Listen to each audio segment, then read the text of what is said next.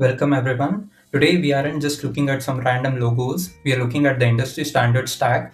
So if you are new to this, think of building software like building a house. You need a blueprint, materials, power tools, and maintenance crew. In the tech, we call it as software development lifecycle. So it is the timeline of planning, coding, building, and releasing. The tools what we are covering today are specific ones top companies choose to solve their biggest nightmares.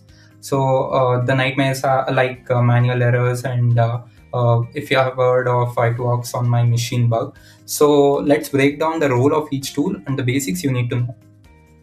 Before we write a single line of code, we need a place for that code to live. This is our foundation. First, we have Linux. This is the operating system like Windows or Mac, but it is meant for servers. It powers over 90% of the internet because it is free, secure, and highly customizable.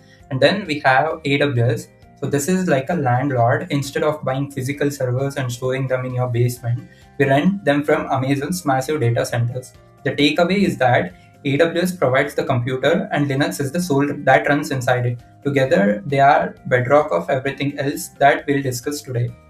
So now we start coding, but we cannot just save files on our laptop. We use Git. Think of Git as a save game feature for your project. It creates version history. If you make a mistake and break the app, Git lets you rewind time to a version that worked. So it acts as a source of truth. When multiple developers are working on the same project, Git tracks every single change to ensure that nobody overrides someone else's work. Without Git, the collaboration is very difficult. This is the most critical concept to understand today, that is the container. Before Docker, if I send you my code, it might crash on your computer because your computer might have had a different version of Windows or was missing a specific file. So Docker solves this by packing the code and everything it needs to run, like the libraries, the settings, and the dependencies into a sealed box called container. So the image is a blueprint or recipe. It is a read-only file that lists the ingredients. The container is the actual running instance created from that recipe. Because it's a sealed, we guarantee that if the containers work on my laptop, it works on your server. No more it works on my machine excuses. So now we have our code inside a container, but who moves it to the server?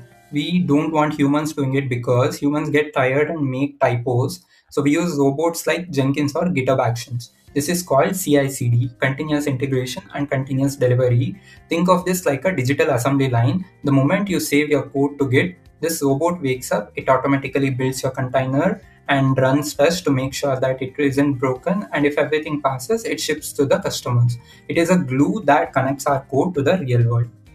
Now we have the containers and the robot to move it. But where does the robot put it? We need servers, right? So we could click buttons in AWS website to create 50 servers, but that is slow and prone to errors. Instead, we use something called Terraform. So Terraform allows us to write a simple text file that says I want 50 servers. And when we run it, Terraform talks to AWS and builds them for us automatically. This concept is called as infrastructure as code. So it turns your physical data center into a text file that you can version control just like your application code.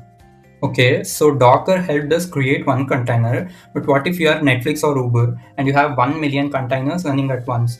You cannot manually manage that and you need a container manager. That is Kubernetes, often called as K8s. Kubernetes is like the captain of the fleet. It allows self-healing, that is, if a container crashes, Kubernetes notices it immediately and starts a fresh one to replace it. And it has auto-scaling, that is, if a million users log in at once, Kubernetes adds more containers to handle the traffic.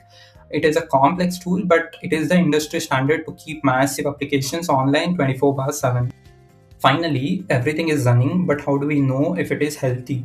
So we can't stare at the servers all day, right? So we need visibility. Prometheus is a tool that constantly checks the servers. It acts as a stethoscope gathering data on memory, CPU, and errors. And Grafana takes that boring data and turns into a beautiful chart or a dashboard. Together, they let us see exactly what is happening inside our application so that we can fix problems before the customer even notices them. So let's look at the flow one last time. Git saves the code, Docker wraps it in a container, Jenkins automates the assembly line, Terraform builds the infrastructure, Kubernetes manages the fleet of containers, Grafana watches over it all. Understanding this flow is the key to the DevOps industry. You don't need to be an expert in every tool today, but understanding how they connect is your first step. So thanks for listening and go build something amazing.